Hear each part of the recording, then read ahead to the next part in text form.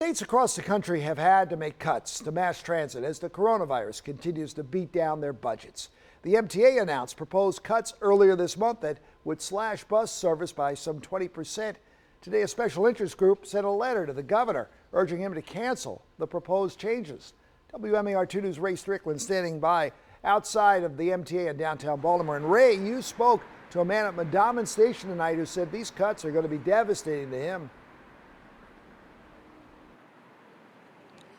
And Jamie, that's because he doesn't have a car, and he told me without certain bus routes, it would be incredibly difficult for him to go around the city. Now, the group that sent the letter to the governor says that will be the reality for a lot more people here in Baltimore if these changes take effect. They should not be eliminating anything. Ronald Perry says the bus service in Baltimore is his main form of transportation. He says a few months ago, the local 91 bus that goes from Sinai to here at the Mondawmin Station was his only way to check on his wife, who was at the hospital. Other than that, I didn't have the funds to catch a cab or, to catch to get any other type of transportation. Earlier this month, MTA proposed cuts that would get rid of the 91 and 24 other bus lines in the Baltimore region starting next year. The transit agency also plans to eliminate all 9 express bus routes that connect the suburbs to the city. In Baltimore City, we already have it hard enough. This just makes it harder. This just makes it much more harder in order for us to be able to, to get to where we need to get.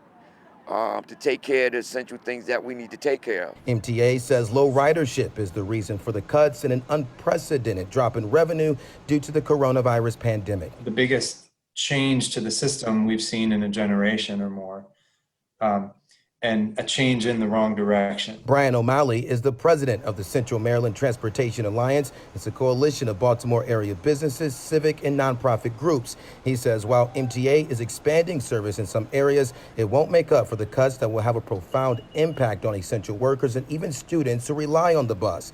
It's why CMTA sent this letter to the governor Wednesday, urging him to think twice about the proposed changes. Cutting this transit system to the bone is not the right priority and not the right fix for what we're dealing with right now. As for Perry, he's also hoping the governor reconsiders because losing 24 routes will be a devastating blow to the people of Baltimore. It's not fair to the citizens of Baltimore City.